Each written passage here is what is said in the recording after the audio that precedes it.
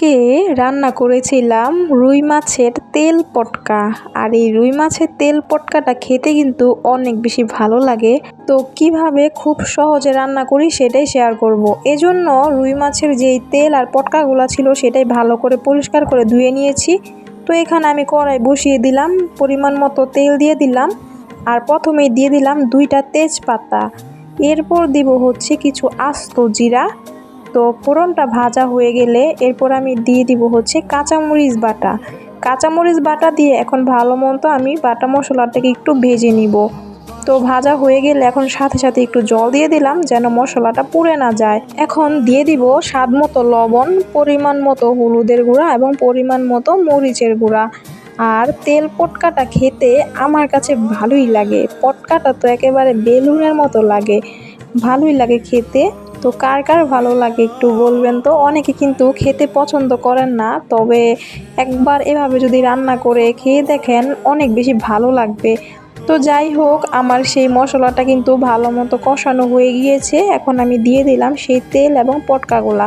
এইখানে কিন্তু তেল থেকে আবার এক্সট্রা একটু তেল বের হবে, তো আগে যেই তেলটা দিবেন সেটা একটু বুঝে দিবেন। তো যাই হোক, এখন হচ্ছে আমি পটকাগুলা ভালো মতো মশলার সাথে মিশিয়ে নিচ্ছি। আর পটকাগুলা দেখেন একেবারে কিন্তু চুপসে গিয়েছে। তো ভালো মতো একটু সময় নিয়ে আমি কষিয়ে নিব।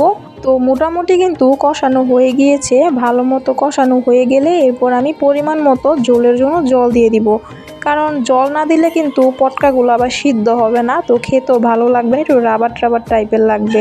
তো ভালো মতো কষানো হয়ে গিয়েছে, এখন আমি দিয়ে দিলাম ঝোলের জন্য পরিমাণ মতো জল। আর এই পটকা তরকারিটা কিন্তু একটু শুকনো শুকনো মাখো মাখো একেবারে তেল তেল করেই রান্না করা হবে। তো এখন হচ্ছে ঝোলটাকে আমি ভালো মতো ফুটিয়ে নিব আর পটকাগুলোও সিদ্ধ করে নিব। তো ঝোলটা যখন মোটামুটি শুকিয়ে গিয়েছে, এখন আমি দিয়ে দিলাম পরিমাণ মতো জিরার গুঁড়া এবং দিব হচ্ছে পরিমাণ মতো গরম মশলা গুঁড়া। এই 2টা মশলা দিলে তরকারির স্বাদটাই চেঞ্জ হয়ে যায়। যে পর্যন্ত নাকি এই মশলাগুলো না দেওয়া হয় ওই পর্যন্ত কিন্তু একেবারে মেন যে ফ্লেভারটা সেটা পাওয়া যাবে না। তো দেখেন সুন্দরভাবে কিন্তু পটকাগুলো সিদ্ধ হয়ে গিয়েছে, তাছাড়া ঝোলটাও একেবারে শুকিয়ে গিয়েছে। এখন আমি নেড়ে চেড়ে নামিয়ে নিব। আর একেবারে সুন্দর একটা কালার আসছে কিন্তু। আর আমার কাছে তো পটকা তরকারিটা খুব বেশি প্রিয়। কে কে আছেন আমার মতো পটকা তরকারি খেতে ভালোবাসেন? আর এটা ছিল রুই মাছের পটকা। তো বুঝতেছিনি তো কতটা বেশি ইয়াম্মি হবে। তো এখন আমি নামিয়ে নিলাম, আর দেখেন কি সুন্দর হয়েছে কালারটা। তাছাড়া পটকাগুলা কিন্তু একেবারে সফট হয়েছিল, আর তেলগুলা তো একেবারে তেলের সাথে মিশিয়ে গিয়েছে। অনেক বেশি ইয়াম্মি এবং সুস্বাদু হয়েছিল আজকের এই রেসিপিটা। যদি ভালো লেগে থাকে তাহলে অবশ্যই লাইক, কমেন্ট এবং শেয়ার করে পাশে থাকবেন। Thanks for watching this video. Tata.